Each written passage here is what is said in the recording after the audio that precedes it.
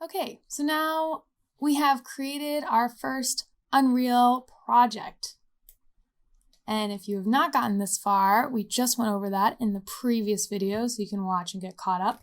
But we have our first Unreal project.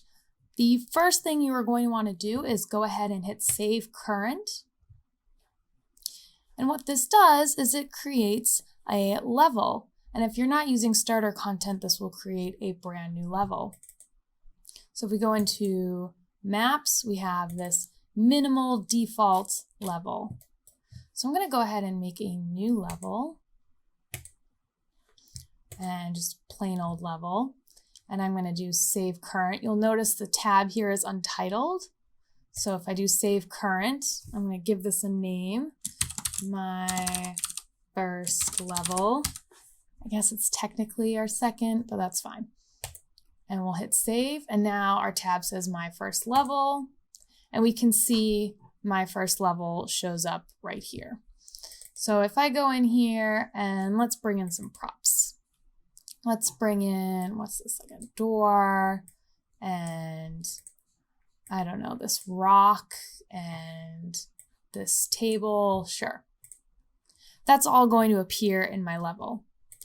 Now, what's really common when people start in Unreal is they're going to have all of this. Everything looks great. They're going to close Unreal and reopen it. So let's try that.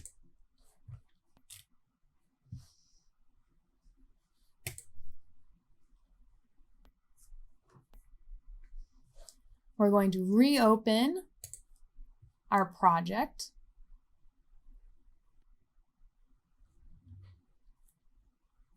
And I'm at this default level, but I don't have my rock and I don't have my table. It's very confusing. We just have to go ahead and click into my first level.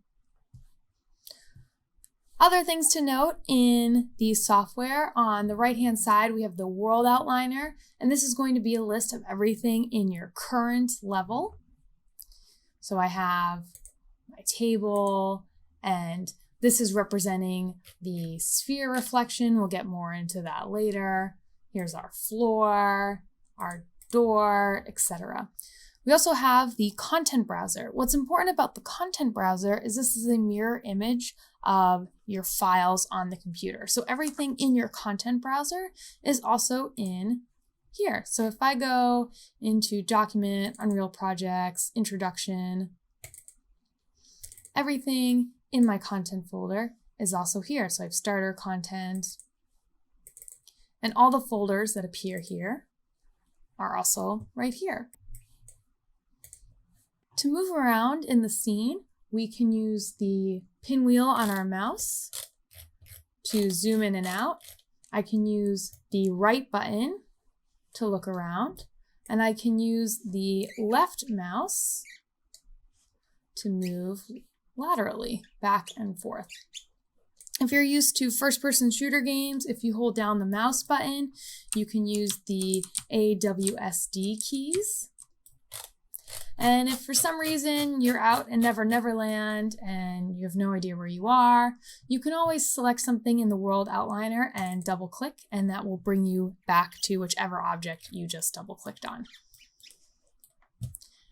And I can also bring in more props. So I can just grab as many of these rocks as I want. I can just bring all of these in here. Sure, why not? I'm going to hit save, and if I hit play, I can see this little weird world I created of abnormally large rocks and this table. And I'm just using my AWS keys here, and I don't need to hold the mouse button while we're in play mode. And if I hit escape, I'm back into my editing mode. All right, and in the next video, we'll look at manipulating some of the objects we bring into the space.